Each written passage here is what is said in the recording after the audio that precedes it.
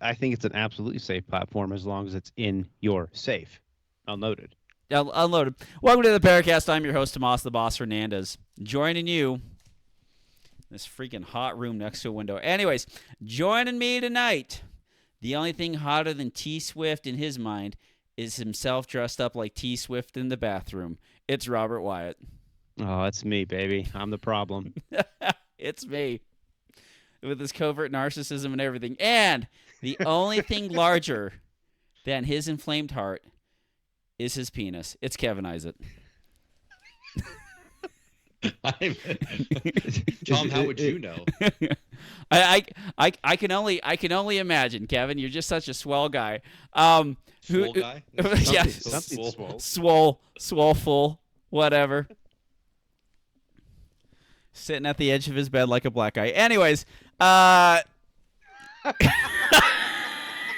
Rent free in your head now. That's the one meme that you never search that pops up and you see it and you're just like, I'm never shaking this loose. I am never shaking this Stuck loose. forever. So anyways, hot on the presses this week was Sig Sauer coming out with their we're going to combat all the trolls. We're going to combat all the malicious lies. We're going to set the record straight. We're not going to wait for this to be settled in court because it's the recent settlements in court have not looked good for Sig Sauer.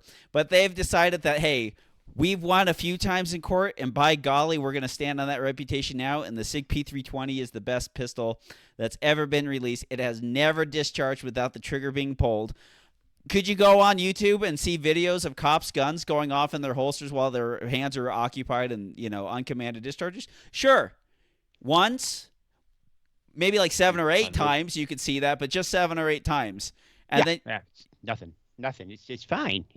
Nothing. I bet Sig's dad could beat my dad up too. Yeah.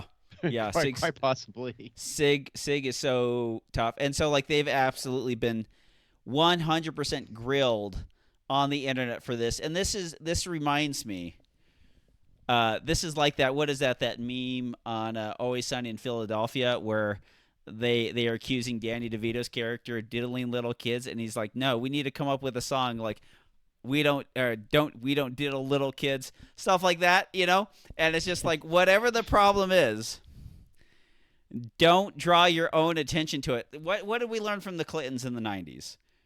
Whenever you did not have sex with that woman? Whenever a controversy comes up, if you just don't talk about it for a long period of time, you could possibly And if you start a war somewhere else. Start a war somewhere else, don't talk about it, and hey, you can probably get away with murder. What was that? One of your guys, you might know something, hung himself and shot himself in the chest with a shotgun? Who knows? So you're saying that Sig needs really its own body count. It really depends on what the definition of the word fire is. Yeah. Right? What does fire actually mean? What does it mean to you right now? But yeah, the Sig P320, and the funny thing was that they were talking about people were being anti-gun. That's why they're coming after the Sig P320. And it's just no, we're not even mad at your entire product catalog. We're mad at one specific product, maybe 2, but the 2 are all right, it's got some problems. It's not too big of a thing. It's just I don't remember anyone talking shit about the P226 or the 220 or any of that stuff. Your 1911 series, pretty nice little 1911s for back in the day. I like that new 1911 actually. There's a lot of not many people talking about the P365, right? There was an initial little issue, but a lot of people love it. I have one. I quite like it. Yeah, I'm talking about. I might have a problem with it if shit and reliable and functional as a weapon. Dangerous. Dangerous. Yeah. Dangerous. I've had unreliable weapons. P365 appendix all the time. I'm happy with this. If it was a P320, I definitely wouldn't be doing this. Both of those are Sig things. Yeah, when I was a kid, my dad always made this comment, and he says, if you ever watch a really crappy commercial, you're watching a commercial, like, this thing sucks, just know that somewhere back in marketing, that thing beat 10 or 12 other really, really shitty commercials to become the shitty commercial that you're now seeing.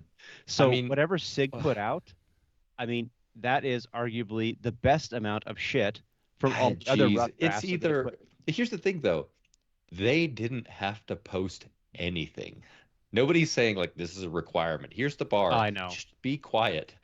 So Yeah, there's they two put the gun in paths. their mouth and There pulled the were trigger. idiots sitting in the room, or there's an intern who's like, I'm gonna post this by myself. I'm not talking to anybody.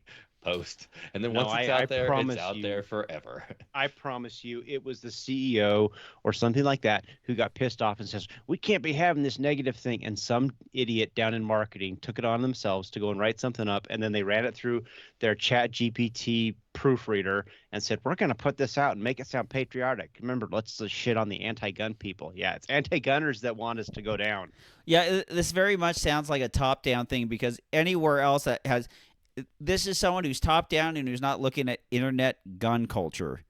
Because if you're looking at internet gun culture, you would not write this that this is how you're It's not supposed to even put it gun down. culture though. It's the thing is like you could be totally disconnected from gun culture and know that if you're posting something, it's like when Xbox said our Xbox is unhackable, and you're like, Yeah, get oh ready, yeah, folks. you want to bet? Well, the thing is like I how I believe this is happening is like Sig pretty much knows that like most of like the actual like USPSA shooters is like okay, like we can sell some X5s. We saw a lot of them in the beginning when they started coming out, and then as this we see less and less of the 320s out there.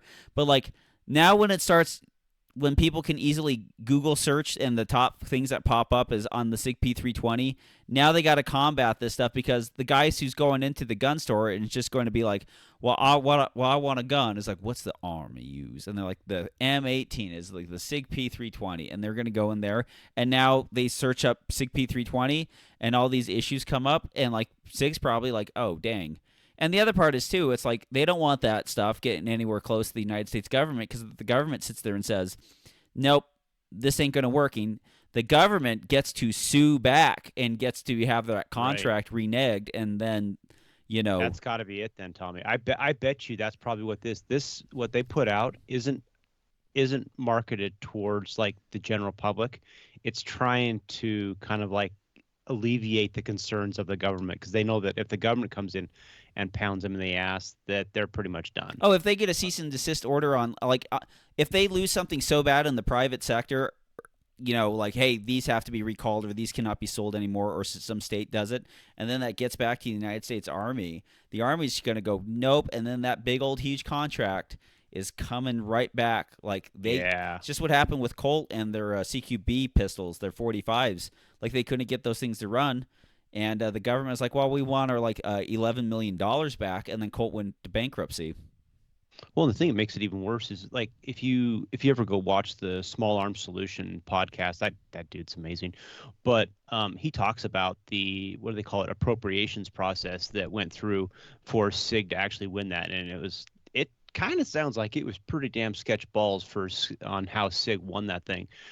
And then if they actually end up like screwing up and the army comes back and says we're not going to use this thing, SIG's in a bad place. Yep. I mean, have there been documented cases of the M17 or M18? I can't remember. The Yeah, actual army issued one going off yeah. by itself. Hmm.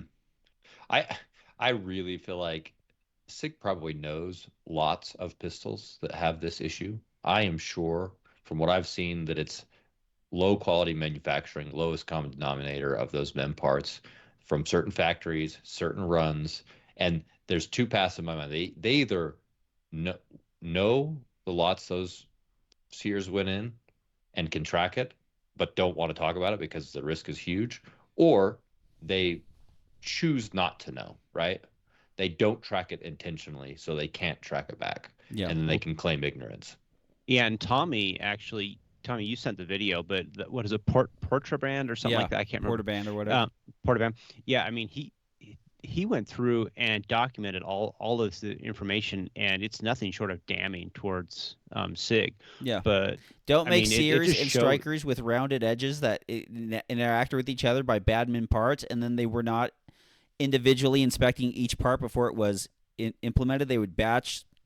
Hey, look at 3 out of these 100. Okay, the whole batch is good, and then Right. sending that thing off. Like even the quality of like 226 parts or whatever, like SIG parts that are going into legacy guns aren't nearly the quality as that they used to be on the old guns too. Yeah. And I mean Ben Steger's been he's been doing the Lord's work at this point. I mean he's raking them across the coals for it, which is good because he's got a platform that'll push it. Well, and the thing is, he's not even like being He's not being crazy about it, hyperbolic. right? He's like, I got this picture this week, right? Yeah. Like, what are you?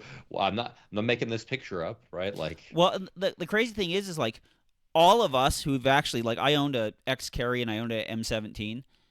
All of us who've actually handled and shot the M17 like as a pistol, if you said, "Hey, this had all the chamber support and it's just as safe as a Glock," a lot of us like I'd probably still have mine. Like it's like okay, like feels good. It's got a big mag well. Like it feels a little bit sharper, but like seems to be accurate. Seems to run good ergonomics. Feels good in the hand. Lots of product support.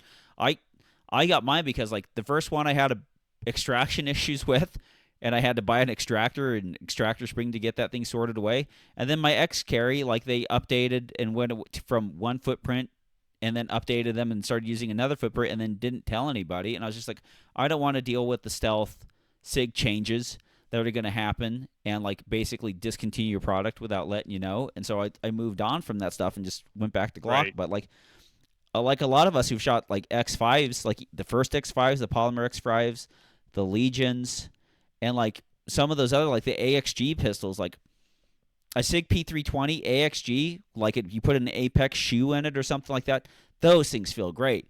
Aluminum frame feels like a 226, a Striker Fire 226 in a way with the frames going, like they feel great.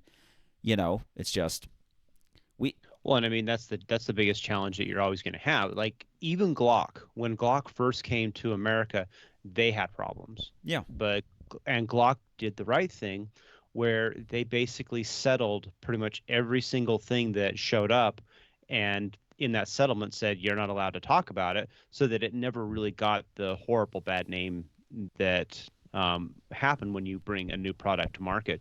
SIG put out a product that, I mean, let's just say it is. I mean, it was a subpar product, and they had problems in their first generation bringing that 320 to market.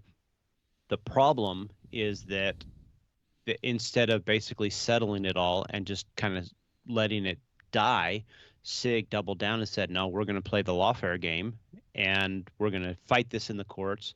The problem is now they're fighting it in the streets, and the streets are a whole lot meaner than their lawyer. Well, yeah, the streets are mean. They're going to cost you money, but it's not like they couldn't have done the same thing that happened with the triggers, the inertia firing triggers. Yeah. Like they already had a voluntary recall. They already got those things back. That problem of the triggers firing by itself got sorted out and fixed. Mm-hmm. Mm-hmm. And like they could have just had this thing was like, oh, but they wanted to win lawsuits, so they didn't do this, and which was because all these. Here's the deal about other lawsuits. Lots of these other lawsuits are unreliable guns or something like that. They are not dangerous firearms. It's like there's a bunch of shitty guns out there. We've all had unreliable guns. We've had guns that we've tried for a year to try to make run straight or whatever and then moved on. These are dangerous firearms, and when you have a lawsuit with a dangerous firearm, it's not, hey, it went off and torched the carpet. It was, hey, it went off and shot down my femur, or it went off and like some people are missing like testicles and like their penis. And when you lose a penis, I don't care if you're on welfare, that's a 7-figure lawsuit, my friend. And so like they couldn't go down the market's super willing to forgive. I mean, obviously, if somebody gets hurt or injured or killed, that family's not going to forgive, right? There's going to be a lawsuit. But like, if your gun's screwed up and then you fix it, and then no other issues show up right down the road, it's like every couple of weeks you see a photo or something of something questionable. Let's say half of them are actually negligent. 3/4 of them are negligent. I don't know. The problem is it continues to happen. That's the issue. Right. Yep. Well, and that's the problem. I mean, like I agree with everything you're saying, Kevin. Like you go, like if you ever want to see like just the dumpster fire of the stupidest people in the world, go over to the CCW Reddit on in Reddit, and it's, I mean, like just all these stupidly ridiculous people. And so like when the initial Sig Sauer thing came out, it's my inclination to be like, it's some dumbass who probably went and stuck his finger in the trigger, because that's just what it Yeah, is. guns don't go off like Yeah, that. but today we live in this world where, there's videos of everything, and there's enough, and with as many like security cameras and stuff like that, you can see situations where a dude is doing nothing. He's not touching the gun, he's not farting with it or nothing, and the gun goes off. That's that's a big problem. Yeah. That's a pure danger. It's what you're saying. It's a dangerous firearm. Yep. And for SIG to put that marketing campaign out to say that it's anti-gunners, it's like you're basically telling the world that like these law enforcement and these average people are anti-gun. It's like that's just going to fall. I mean, you're just trying to appeal to the stupidity of the masses. Yeah, well, and the other part too is like the one thing is they can't admit this because this would bankrupt the company. That's Sure. how down the well they are on this. And they're happy that real anti-gunners have not come out with like putting out class action lawsuits or like, hey, you stayed home from work today and you like no one's able to do this anymore, but you used to be able to stay home from work today and watch Maury. And then in the commercial it would be like, do you want to go to trucking school or would you like to join a class action lawsuit? Did you want a SIG P320 from the years 2014 to 2022? Well, guess what? We got a mother effing check for you. All you got to do is call John C. Riley, attorney at law. you remember his name. And then once you get your money, you can call J.G. Wentworth and be all set. Be all set. So anyway, other big news: classifier system making moves for the better, kind of in the way, and it looks like the classifier and reshoots got sacrificed to the god of match flow as well. So yeah. So let's explain the changes. Let's Go talk for it. about the changes from the top. Who wants to hop on this? Kevin, go for it. I don't know that I'm well versed. I mean, basically, it sounds like every classifier is going to count unless it's actually like a sub 6% or actually like a 0 or something Basically, like that. yeah. If it's a 0, it's not going to count. Yeah. So that's not going to change. That's always been that way. Yeah. So, but they will all count, and then if you reshoot, you'll get a daily average, right? So say you got a 5 hit factor and a 10, you're going to get like, I don't know, a 7. Yeah. If you shoot if you shoot if the you same get classifier twice in one day, day. then they'll be averaged out. So like you go But shoot if you do it over the period of like multiple days, like the Armory where I do El Presidente a lot because it works, you get both of them. Yeah. So potentially a person could see 6 El Presidentes. Yeah. Yeah. And so they'll average out. You shoot 100% and a 50%, guess what? That's a 75%. So like if you really flub a stage, it's going to be really hard to bring up that average for a day. I mean, you're really going to have to sit there and really try to push it. So it's going to kind of stop the Hero Zero. The grand bagging is really going to stop. I mean, you're still going to be able to pull full steam on something, but like you're going to have to make it count for the match as well. Yeah, but what we were talking about yesterday, like Kevin and I shot together, the thing that I have noticed is that if you go through and you shoot classifiers if you shoot it as a product of a stage in a match, it's not a classifier, it's just a stage. If you actually shoot it like that, that tends to line up pretty consistently with who you are as a shooter at a major match. Yeah. And in that regard, it's actually a good system. Yeah, like that's the way I would like it. Like I've never sat there and shot a classifier as like, oh, Thomas H. Nelson, this is your classifier, and you really want to make it. It's like, no, I just shot him in a match. And it's just like, hey, where do they come out with? They come out with high A, low M, high B sometimes. And like a lot of us have been seeing like the 2-step back process on a lot of these classifiers lately, where it's just like, wow, I'm not Trigger Jesus, so I cannot shoot this. This like, when the hell did this thing turn into the freaking VR game? But like, yeah. So and then the high hit factors, a look at the high hit factors, and so like that's gonna be really helpful. Like high hit factor is really great, but not in a land of reshoots. Right. Yes. And yes, exactly. That is like all of us can put together some great runs, some really great runs. Give me 17 tries. Give me 17 tries. I swear I will give you a run. I'm not going to know what I'm doing, how I'm doing it, But baby, No, it's literal Jesus take the wheel yeah, it's and start flinging lead. yeah, like it's just like some of those things are just like I cannot shoot bang and clang in 1.8 seconds, but somebody has. You know, and so it's like it's good because like this will start bringing back what it is to be competing at those kind of levels, and it's going to stop people from going up levels they shouldn't be, and it's going to take people at the top and kind of like mingle it in. But like the higher classifications are going to be good. The one thing that has always, I think, diminished what people are good at on classifiers versus stages is that classifiers generally have a higher accuracy standard than most stages that you see in a match. And so, like, people who are really good at accuracy, that kind of boosts them up, and people who are really good at being pretty quick on some things, like the newer ones are a little bit better, but, like, yeah, there's kind of the difference there. Yeah. So I don't know. It'd be really interesting to see how long it takes to pan out, right? Because everybody's still going to keep their level. And, you know, all these GMs that are there, you're going to see the actual percentage, right? Like, I don't know how that'll be posted or if it will be, but you'll see what their current percentage is. yeah, But they're going to keep their GM card. Again, I don't care, but then you're still going to have all those people going to be shooting matches for the next 2-ish years at least, right? yeah. Given the rollover. And so it'd be interesting to see how it pans out as far as that. I think long term, it's really good. It should be really healthy for the classification system. Oh, I agree. I think there's a part of me that kind of actually wants to allow people to start over.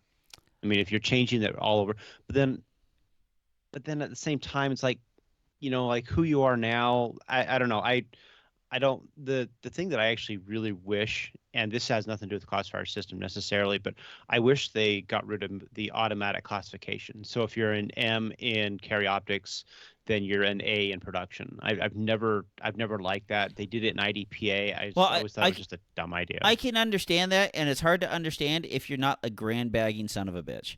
Like, there are people who, if they could go back to C class to come out with a piece of wood in production in Iowa somewhere, they would love to do it. Like, and so like I understand that rule, and it's like if you know how to line the sights and press the trigger and hold the gun and like move through the stage without killing somebody, and like you can do that at an A or an M level, like you are far past the guys who are playing in C and B class, no matter what you grab. And so like I completely understand it, but a 2-year having like this is what they should do. Like they should have your classification, and that should stay there because like all of us should be able to keep the highest level in which we earned in the sport. Because like when we did that, when I made M, and like Robert made M in like production and stuff like that, and you know Kevin, like that's an accomplishment. Like, and I would like that recognized.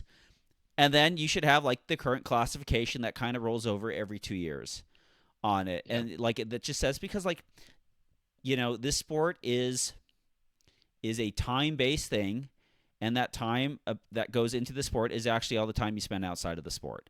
And like, I mean, honestly, if you could gamify this some way to have like maintained M for 2 years or something like that, like as part of that class act call out, because here's the thing, like I took an off season and my skills degraded. Like I didn't touch a gun for 4 months basically. Yeah. And I go shoot a match and I'm like, yeah, it's not, and not everything is there, right? It didn't all click. It's not all click. There's a lot that comes back with it, right? Really quickly, but that super high level. And so it makes sense for sure to have max achieved GM, right? Status in 2019 or whenever it happened, when it, you know, and then current is this, you know. I think current percentage is great because if you sit there and on the iPad and you see current percentage, a guy's walking in, and like the guy's current percentage is at 93%, you're just like, gosh damn, watch the freak out. Like this, like whatever you are at the point, whatever you are is like, I think that's good enough to sit there and have highest achieved current percentage, because all of us can look at highest achieved and go like, okay, cool. Like, hey, like the walkies, it's just like, hey, you guys did everything for the freaking sport that you wanted to. You guys are GMs. You guys are legends. Absolutely all the respect that should be hanging by your name till the end. And then like current percentage, you look at current percentage, you're like, okay, this makes sense. And all of us can look at current percentage, spend 2 weeks in the sport, and like you look at current percentage and you'd be like, okay, like I know this is where that shooter and I'm stacking and fine. I think the insanity from the frustration will start to slowly go away when you have the current Yeah. percentages constantly come up. Oh yeah, for sure, for sure. So I mean that is probably the nicest. I mean, just talking to you guys, I think I'm on board with your what you're thinking, Tom. That makes sense to me. But I mean, for me, like the nicest thing is I don't have to, if they approve it, because I think they still have to approve it, but it sounds like they're going to. It means that I don't have to spend the time on the stage with the people telling them it's just a stage. Shoot it like a stage. yep, Don't try and hero zero it. Just shoot the match. yep, Because everybody like all the new guys are like, I gotta be the next GM. And it's like, bro, just shoot the stage. yeah, That's what matters. and like honestly, like tanking, learning to shoot the gun as what's required of you while seeing the sights aligned at the point of the target you want to do over and over again makes you Yeah. very, very consistent. And Mhm. a consistent 90% on all the stages does pretty well for your score. Like it does really good for your score. Yep. Bombing stuff like that does not help. And like the nice idea is like now that you bomb something, it's like, dude, that was a 30%. And they go, well, I'm gonna reshoot it. And it's just like, okay, like you're aiming for 53% if you just absolutely crush this thing. Sorry, bro, it's not in the cards. It's not in the Yeah, cards. it's Move on. the April match is going to be really fun. If this goes through and it's approved on 1 April, it's going to be really fun to see how people's attitude changes. I would almost like to set up a little lawn chair and just watch how people have changed shooting that classifier, because it's going to. Yep. I'm convinced it's going to be a night and day difference. You're no longer you're going to see all these up and comers, and people are like, oh, it's only the new guys who actually care about that. No, no, it's the B's and the A's and the M's. Those are the guys who are like, I gotta get this, come hell or high water. Yeah. I know, because I was there. We were all there at some point where you see this classifier as something bigger than it is, and it's like, yeah. I mean, eventually you're just like, I'm just gonna shoot it. I'm just gonna shoot the match. Yep. Well, here's what I get most out of classifiers now, right? Like for a long time, well, I don't know when exactly, but there was a lot of classifiers I was like, that's not even possible, right? Like getting Yeah. GM is not possible. But now I'll shoot them and I'll be like, oh, I didn't get a GM run, but it's possible, right? Like Yeah. it's there. So yeah, some I could say they're shot out, maybe to a degree or another, but they're not like out of this world typically, right? So Yeah. the classification system as it stands today, there's still value there, right? Like from a perspective of if you can achieve this rating, you're a good shooter, right? Like, yeah, maybe you hero zeroed, but it is an accomplishment. It'll be interesting to see how that dynamic changes because it's still going to be an accomplishment, but it changes the kind of demographic a little bit, I think. Yep. Oh, for sure. I think definitely it'll be an easier time to see a classification up when they're actually going from the top and kind of correcting these, because they're not, a lot of them are not going to go. Do not think there's a lot of them that are going to go higher. There's probably going to be a handful of them that really come lower, and yeah, That's what I was talking with Kevin about. I was like, I'm convinced that probably 95% of the G's aren't actually G's. yeah, let's just go hire Jay Clay and go get Mason Lane, boys. Here's a shit ton of ammo and a couple of range hands. You cats, you go shoot every damn classifier. Do it 3 times a piece. The highest one, that's 100%. And if people outshoot that 100%, we're not going to push that 100% up higher. Like we're just going to Mm-hmm. kind of keep it there for a while, and then like every year, then you will reassess by a percentage. So if like the highest guy was 5% faster than that time that was marked as GM, then like we'll make bringing that thing up like 2.5% or But something isn't like that that. doesn't the new classification system have and I don't know, but doesn't it like build in how to solve that? That Yeah, number is constantly being updated and changed yeah. based on. Yeah. Okay, As okay. long as it updates and changes kind of back to the means, like Is that would that be the pretty. ELO thing that you were talking about? I don't. Uh, It's kind of right. Like, so it's a factor of taking a look at the data, doing a statistical analysis and breakdown. And so, like, Jay has good stats for a lot of those classifiers that were run at nationals to Mm-hmm. see how people shoot them in an actual match, right? Yes. And so the data there is what's critical. It's, if you take, we've all seen this, right? Like, and I've taken part of it unbeknownst, right? You go to a match, you shoot a classifier, and then you're like, look at the video later, and you're like, that wasn't set up correctly, but that score still got submitted, right? Yeah, Like, I have an indoor stage that we screwed up, and I'm like, how the hell do I go and fix that? Like, right. how do I go back and say I need this classifier pulled? Yeah, I you don't know. gotta revoke that one or something, right? Yeah. And it happens, And then even then it's like, do I call up all the people and be like, I'm gonna give you your I don't know. right. I've always regretted that when It I just found out, but in the we time. I think having fewer classifiers and shooting them and retiring them and running them new ones that are run at a national level match, or something that is well documented, that are set up correctly, that'll actually clean things up too. So I mean, probably a giant step in the right direction for the classification system. Maybe not the last one we need to make, but hopefully something better down the road. Yep. Oh, for sure. Absolutely. I think it's good. I think it's going to be great. Anyways, you guys shot a match. How catch us up, Robert? Well, I shot a match. I had a really bad stage. So I told you it was like my goal. I'm gonna get all the bullets loaded for the year. I'm gonna have it all done. And so I started that process. I went and I shot. We shot yesterday, and I was on Kevin's squad, and it was a lot of fun. But it was our second to last stage. Um, we started, and you're supposed to start in the newly reconstructed outhouse building thing that the Cowboys built, and then you jump out of that, and then you go shoot the stage. And it wasn't even halfway through the stage, and I swing over, push through a port. First shot goes off, second one goes click, and I'm like, well, shit. So I immediately start tap racking and um, drop the mag out, rack the slide back, and I look in there and I can see the back end of a bullet, and I'm like, well, shit. So, did it get stuck in the lands and the grooves, and then you bullet It was pull it, in or it did was you? in the chamber. It was stuck in it was stuck just inside the lands and grooves, right on the chamber. You could never have put another bullet in there, thankfully. Yeah. Well, But there this was is nothing brought to in you it. by Short CZ Shadow 2 Chambers. If you would like a Short CZ Shadow 2 chamber, head on over to your local dealership, and where you can figure out what damn bullets do not work in my gun. I had to help one of Paige's coworkers out. He's like, I just can't get this. This bolt action Well, doesn't close on these rounds. Like, because that bullet's not meant for that gun. It's too long. That's what's I happening. I wish that was the case. Oh, don't tell me you Um, squibbed it. I squibbed it. Oh my hell! What are you, Squibnandas? What is this? Why don't you buy a Dylan? Buy a Dylan, Yeah, then you wouldn't have these that's a great problems, idea. Robert. That's Um, what you should do. What's that blue thing behind you? so many blue things. You got a powder check die? That's I actually a have funny one. thing. I Like have one. Send you one. I've never found the powder check dies to be reliable. And it's annoying. That's Are I you mean, using them?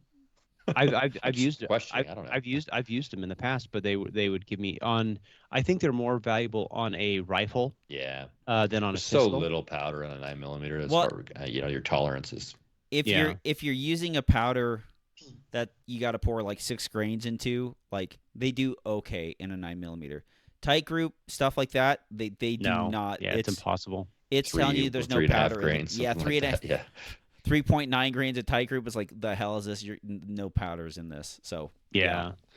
So I don't know. It frustrated me. And so it is what it is. But I finished the match and everything like that. But I came home and it's like now I've got I've got half of a 5-gallon bucket, and I've just been meticulously going through. I basically take the bullet, weigh it. It's still good. take the cartridge or the Whole thing, the loaded round. this you're not, Robert. You can't do this. It's not. There's too much variance. There's too much variance in the brass. Too much variance in the brass, Robert. Trust This me. is what I've found in the past, is there's too much variance in the brass, but I've not done it that much, so I'm open to being wrong here. So let me just put it this way. I want you bastards to be wrong, because I've gone through and I've weighed it, and there's enough there's actually enough consistency that I have And you found. pulled them in their squibs. I mean, have you found any squibs? Yeah, I found 2 more. Okay, So well, something there's something. something went wrong. Robert. And the ones that I pulled, the ones that came up, I'm like, okay, these are very consistent. And so I've actually been segmenting them out. So like the average weight of what I've got, of what the loaded cartridges that I have, is basically between 176 and 180 on the high end. And so the stuff that are squibs are like 172. And I'm like, oh, that's very obvious. But I've been keeping them kind of like, so I have all my 180s, then my 177s. I just want to I He's just want to remind prepared you. to shoot long range at some point. I just Uh-huh. Divide that as bullets. I just want to remind you that you're measuring these things on a scale, and you're looking for a 1% difference in weight, and then you're So- sorting on that 1% difference on weight, because three Let's and a see. half grains when you're talking about 4.7 something that's in this 180, case. it's like a 1.5% weight I mean, difference. he's for sure improving things, right? So Yeah, I mean, you got the statistical analysis going on here. You could have a light bullet, right? Like that happens. You have a light bullet and a squib round at the same time. That's lower chance. well, you right? could have the problem that he might have is he has a case that is 3 grains heavier than what it should be, and it also does not have powder, and it comes in at 178. Right. The thing that you're so everything you're saying, I agree. Yes. There's some more context to this. The consistency of the loaded cartridges in these ranges. So like lots of 180, lots of 177, lots of 176. Like they're all very consistent inside of that. It's not like it's like 176, 180, 130. They're not bouncing around. Like so there is differences which speak to what you're saying, and I agree that there's that tolerance in a bullet and all that other stuff, but the consistency inside of that range is kind of what I'm paying attention to. And so what I've kind of figured to do is the really light stuff. Yeah, I'm immediately pulling it and like, sure enough, that's obviously what it is. The stuff that's on the lighter end of it is basically I'm gonna take it out and I'm just gonna shoot it. The stuff that's on the heavier end, I'm actually okay with that because Robert, how Here's many the of real these? question: how many rounds? How are we many did talking you about make? here? Yeah, how many did you make?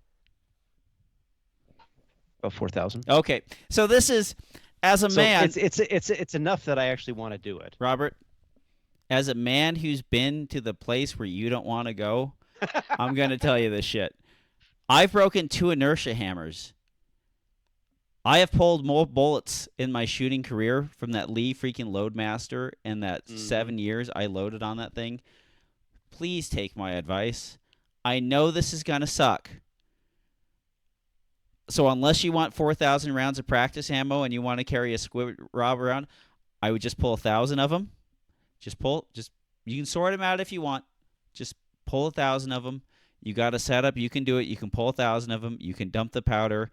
You can load them super fast again.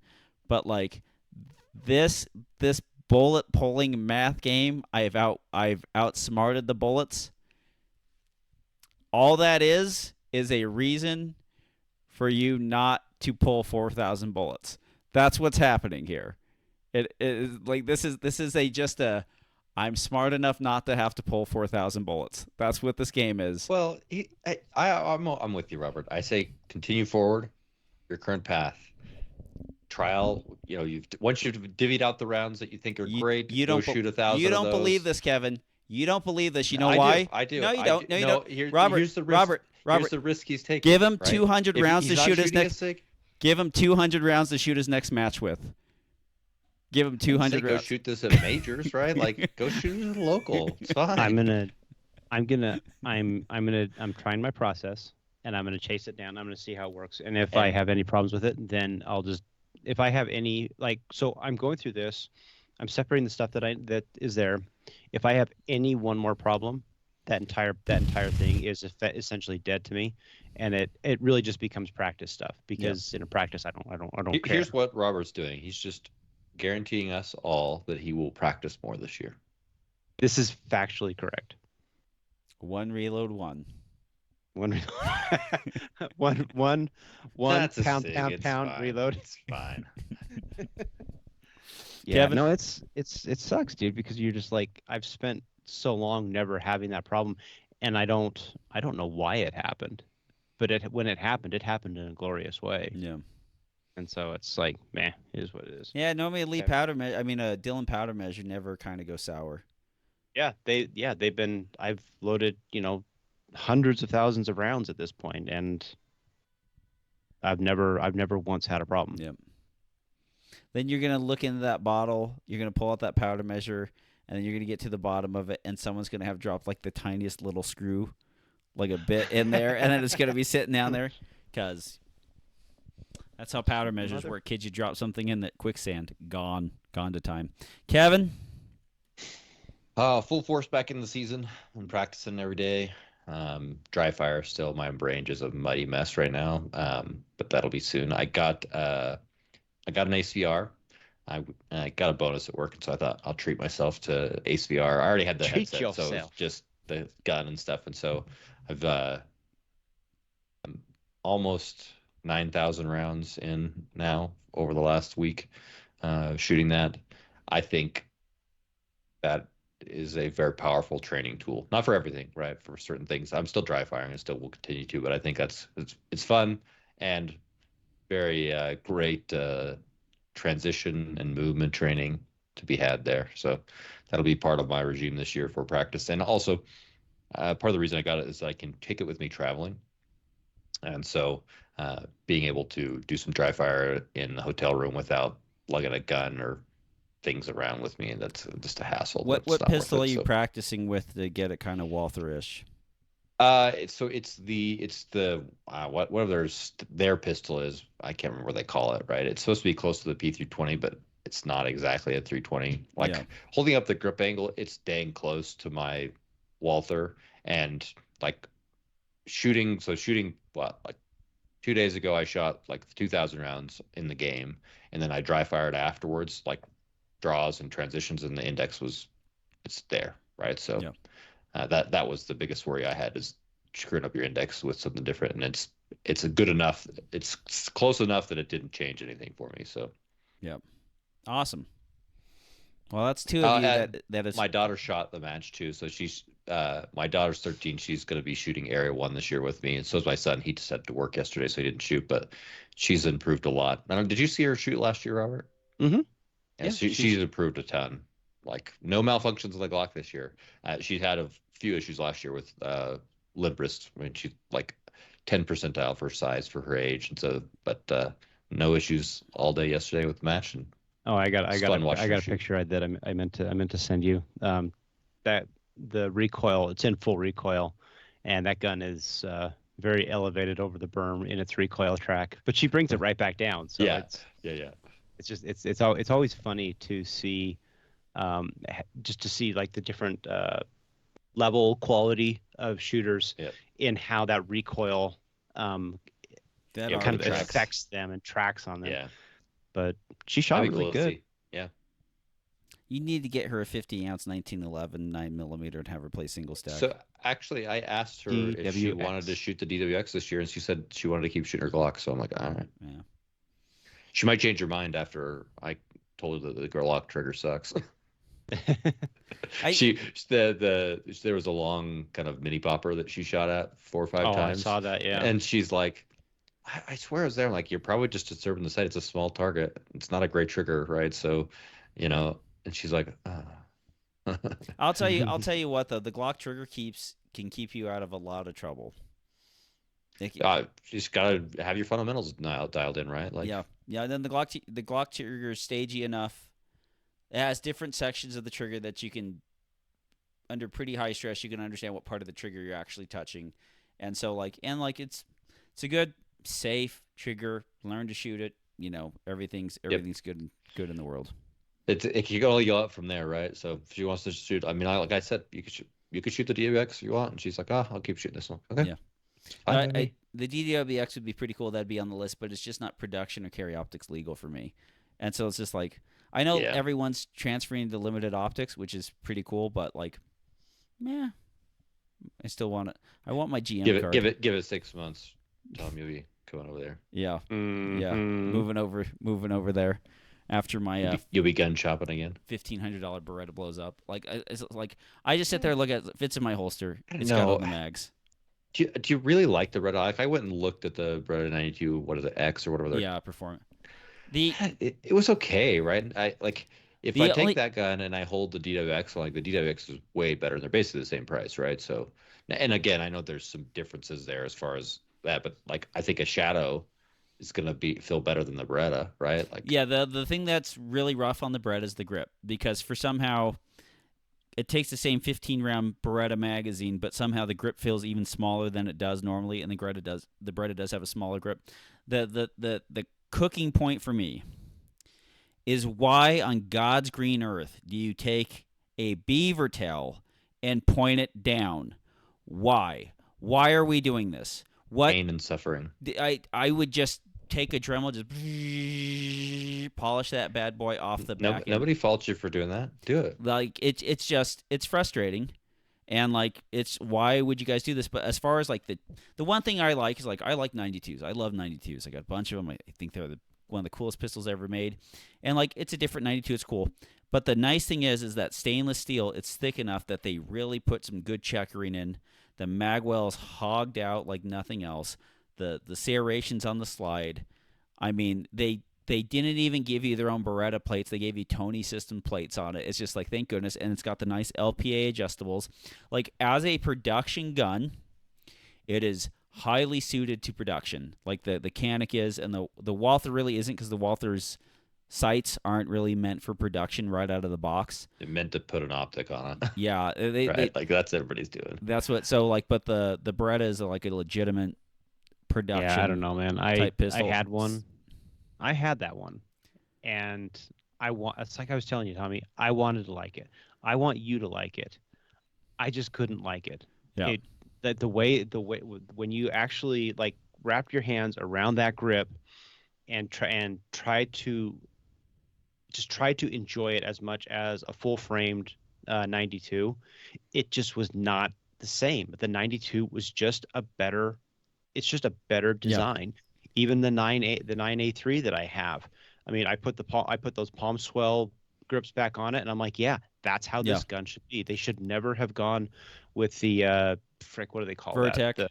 The Vertec grip. It has a Vertec on it, and it comes with the backstrap, the build-up backstrap. But thank goodness there's this lovely place called Lock Grips, and like the Lock Grips on that thing with the palm swell could do a lot. The beaver tail is the only thing that'll super stress out. But like, I got a ton of Beretta magazines. I know how to open the damn thing up. I know how to work on it. I got a stainless steel W74 guide rod in that bad boy. Tungsten. Sorry, I got a stainless steel one too, but from Wolffoot. I got the tungsten guide rod from W74. Throw that bad boy up, get that sucker up to 50 ounces. You know, it's a beast. I have all the equipment for it. I just wanna love it for a minute, and then say, Tom, I don't want it. And honestly, Tommy, I would say knows well enough it's you that you could sell a gun. Hey. I can move on with the best of them, guys. Yep. I can move on with the best of them. And honestly, if you bought the Beretta and stuck with it for life, we'd all be shocked. We might just die of shock. So you really you should buy it so that we know for sure that Tommy is going to sell this later. Oh my gosh! Now you guys are daring me to do it. I'm gonna tell Paige. They're daring me to do it, Paige. I can't help it. Do it. Do it. What's she gonna play with? She's already got her ring. She's fine. She's fine. She's fine. And if you're going to move out like Billy Joel, you can move out with your Dominate Defense belt, because it's one of the only things that she's not going to want in the divorce. Use promo code PARA10 and save 10% off. That's the Mach 1 speed belt or the carry belt, or check out American Operator Gear. Same fine equipment, different name. Use promo code PARA10, save 10% off. Also, check out Rune Tactical. +1 up that gun. You're sitting here with that 55-ounce DWX blaster, and you're just like, gosh damn it, I got to get another bullet in this thing. I cannot handle it. And so you do that. Use promo code PARA10, and you can save 10% off that. Their spring and follower kits. You will be pleasantly happy and surprised and feel confident stepping out there with that one more round in the gun. Have it as an option. It's always good. mean a match by not having to make that reload. And But we shot that we had the 24 round classifier at Was the it? match, and Yeah. like I my springs for ruin are coming actually for the, but I didn't have them, and so I chose the reload route because yeah, I was not confident in the Barneyed version. the 23 plus 1, the Yeah, 23 yeah. Somehow Robert can get magically some 24 plus 1s in his CZ I have Shadow. some of those too, right? Like I have some of those too, but yeah. The base plate screw. I wonder if we just get the base plate screw like a little bit loose. It's like pushing down in there, like. And of course, if you want springs, you want guide rods, you want heavy batteries, you want to get the weight up in that gun, check out W74, ran by Mr. Kevin Izard right here. Fantastic Come customer buy some service, stuff. great products. He needs guns and ammo, so you guys need to buy that stuff. Make your guns heavier because he's shooting for 3. And he's got an inflamed right. heart and something else, as we talked to you at the beginning of the show. So check him out. Promo code PARA10. Save 10% off your order. And download Telegram messaging app on your PC or your phone. Search PARAcast. You can join us and ask us questions, and we'll do our best to answer them. Robert. From Jeremy Fitzpatrick. Since everyone's talking about the changes to the classifier system, I'll throw my suggestion out. If a level 2 and above meets the criteria to count as a classifier, it should have more weight than a single classifier stage. I would disagree with that because I think once I've never seen anyone shoot a stage not at like their maximum kind of like potential. Like all the serious people who are actually competing at level 2s, they shoot the level 1 stages the way that they would shoot at the level 2s. Like unless they go into that match going like, no man, I need to work on speed, or no man, I need to get my hits. Like they're going to shoot it the kind of the same way. And I think the classifiers now, where there's not a real reason to reshoot, are going to shoot them the same way. Like whatever you go in there to get the maximum score in a level 2 is I kind of think the approach that most people are going to go into with the new classifier system on shooting those classifiers.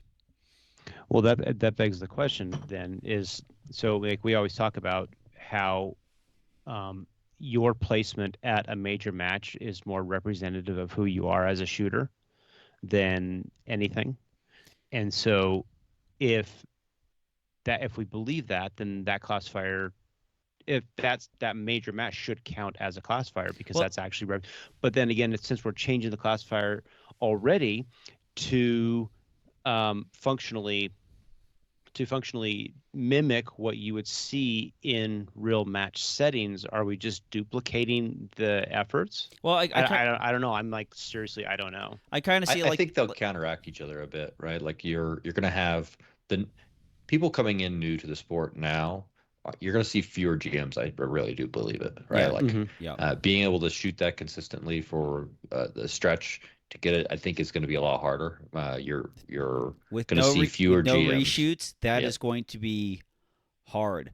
The way that I see this is like shooting a major match shows you where you really are as a shooter because there's greater participation, especially in the skill level that you're going to. But a classifier already has an infinite amount of participation through time because all the competitors in the sport who have shot that classifier are competing with you in that classifier. Having it approach to a level 2, what are we going to do? Like,